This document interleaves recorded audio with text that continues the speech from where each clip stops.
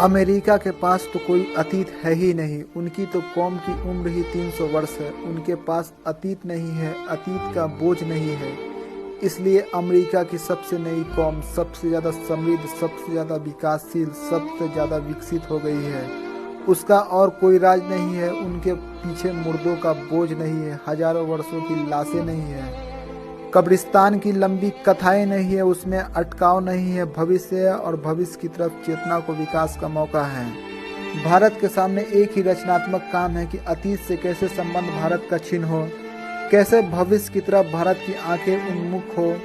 लेकिन हमारे समझदार लोग ये हमें समझाते हैं कि हमारा अतीत सतयुग था, स्वर्ण युग था, राम हुए, बुद्ध हुए, कृष्ण हुए, हमारे सब तीर्थंकर, सब अवतार हो चुके, हमारी सब श्रेष्ठ रचनाएं हो चुकी, गीता लिखी जा चुकी, बुद्ध वचन कहे जा चुके, रामायण हो गई, महाभारत हो गया, सब हो चुका है। हमारा भविष्य हमारा कुछ भी नहीं, सब अतीत है। क्या आपको पता है कि बूढ़ा आदमी हमेशा अतीत की तरफ देखता है, क्योंकि भविष्य में मौत होती है और कुछ भी नहीं। बच्चे हमेशा भविष्य की तरफ देखते हैं, क्योंकि पीछे कुछ भी अतीत नहीं होता है। एक जर्मन व्यक्ति ने अपनी किताब में लिखा है कि India is a rich country but poor people live. Hindustan एक अमीर देश है जहां गरीब आदमी रहता है। मैं सोचने लगा कि ये कैसे हो सकता है। अगर देश अमीर है तो आदमी गरीब कैसे हो सकता है, और अगर आदमी अमीर है तो देश गरीब कैसे हो सकता है। ये दोनों बातें उल्टी है। फिर मुझे ख्याल आया कि वो हम पर मजाक कर रहा है। वह कह रहा है कि देश तो अमीर था, अगर लोग बुद्धिमान होते तो देश तो अमीर था, लोग भी अमीर हो सकते थे, लेकिन लोग बुद्धिहीन हैं और गरीब रहना चाहते हैं। देश तो अमीर है, लेकिन देश जबरदस्ती तो अमीर नहीं बना सकता। 5000 वर्षों में हमने कौन सी टेक्नोलॉजी विकसित किया जिनसे धन पैदा हो सके? हमने कौन सी मशीनें ईजाद की जिनसे धन पैदा हो? हमने मनुष्य के समाज को कौन सी ऐसी कठिन रचना दी जिनसे धन पैदा हो? हमने धन पैदा करने का कोई उपाय नहीं किया। हमने निर्धनता को स्वीकार कर लिया। हमने ये मान लिया कि जैसा था उसको ही मान लिया कि यही अंत है, यही सब कुछ है। हम विकास करने वाली कौम नहीं है, हम जड़ कौम है। जो मिल जाता है उसी को मानकर राजी हो जाते हैं। कि पानी बरस जाता है तो भगवान को धन्यवाद दे देते हैं, और अगर नहीं बरसता तो थोड़े नाराज हो जाते हैं और बात खत्म हो जाती है। लेकिन हम भी पानी बरसा सकते हैं, ये हमारे ख्याल के बाहर है। हम भी कुछ कर सकते हैं, ये तो तभी सवाल उठेगा कि जब हम कुछ करना चाहते हो। लेकिन संतोष हमें कुछ करने ही नहीं देता है। गरीबी स्वीकृत है संतोष की छाया में। कैसे होगी क्रांति, कैसे होगा रूपांतरण, कैसे होगा नए का जन्म? पुराने को हम छाती से लगाकर हम संतोष कर रहे हैं। क्या आपको पता है कि पुराना वृक्ष मर जाता है नए बीजों को जन्म देकर? पुराना आदमी विदा हो जाता है नए बच्चों को जन्म देकर। पुराने पत्ते गिर जाते हैं ताकि नए पत्ते पैदा हो सके। लेकिन हमारी समाज की धारणाएं, पुरानी धारणाएं ना तो मरती है, ना हटती है, ना विदा होती है। नए के लिए अवकाश नहीं, स्पेस नहीं, नए अंकुर जहां से फूट सके उसकी कोई गुंजाइश नहीं, उसके लिए कोई मौका नहीं, कोई अवसर नहीं। पुराने से असंतुष्ट होना पड़ेगा, जो है उससे असंतुष्ट होना पड़ेगा, तब हम उसे पैदा कर पाएंगे जो होना चाहिए। जो है उससे असंतुष्ट होना ही जरूरी है ताकि वो पैदा किया जा सके जो होना चाहिए। लेकिन कोई सिखाता है हमें कि संतुष्ट हो जाएं।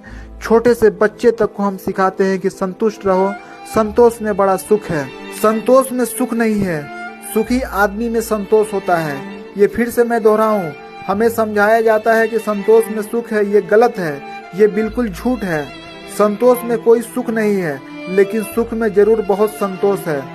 सुख हो तो एक संतोष की छाया जीवन में छा जाती है, लेकिन सुख ना हो, जीवन में दुख हो, तो आदमी संतोष करके किसी तरह अपने को समझा के दुख को छिपा लेता है, सुखी नहीं हो जाता। एक सन्यासी ने एक गीत लिखा, मैं उस गीत को पढ़ रहा था। उस गीत का मतलब ये था कि वो सन्यासी एक सम्राट को कह रहा है कि तुम रहो अपने स्वर्ण के सिंहासन पर, हम लात मारते हैं तुम्हारे स्वर्ण के सिंहासन पर, हमें कोई मतलब नहीं तुमसे, तुम्हारे स्वर्ण के सिंहासन से। हम तो अपने धूल में संतुष्ट है, हम तो अपने धूल में मगन हैं।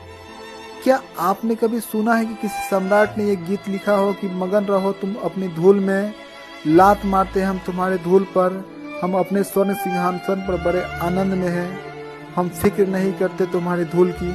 कभी किसी सम्राट ने ये नहीं लिखा, लेकिन सन्यासी बार बार ये क्यों लिखते हैं? ये कहीं मन को सांत्वना देने की तरकीबें तो नहीं? स्वर्ण सिंहासन पूरी तरह दिखाई पड़ रहा है, अपने मन को समझाने के लिए सन्यासी गालियां दे रहा है। और अगर स्वर्ण सिंहासन बेकार है तो लात मारने का कष्ट किस लिए कर रहा है? और अगर अपनी धूल में मजे में है तो स्वर्ण सिंहासन में बैठे हुए लोगों को ईर्ष्या करने दो। अपने मुंह से क्यों अपनी धूल की प्रशंसा कर रहे हो? लेकिन धूल में पड़े हुए लोग संतोष खोजते हैं कि हम अपनी धूल में मजे में हैं। संतोष दुख को छुपाने का उपाय है, यह दुख को मिटाने की तरकीब नहीं है। और दुख मिटाना है, छिपाना नहीं है। संतोष दुख को छुपाता है, मिटाता नहीं।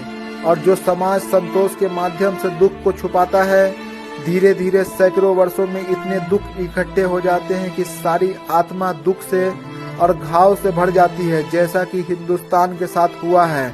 हम हमेशा दुख को छुपाते हैं, हम दुख को मिटाते नहीं। दुख को छिपाना है तो संतोष की चादर ओढ़ लेते हैं और संतुष्ट हो जाते हैं।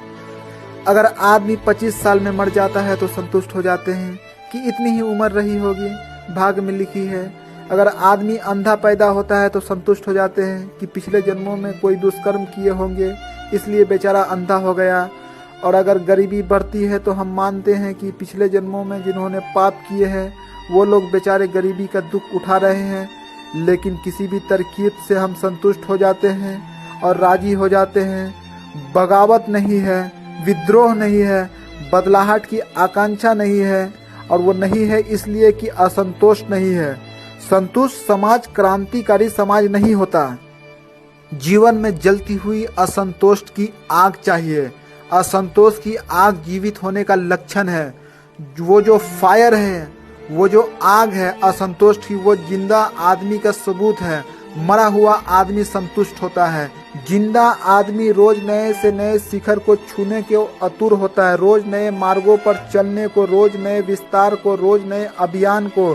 जिंदगी की आखिरी क्षण तक वो नए को पाने की चेष्टा में रहता है। असंतोष डिसकंटेंट दिव्य लक्षण है, डिवाइन है।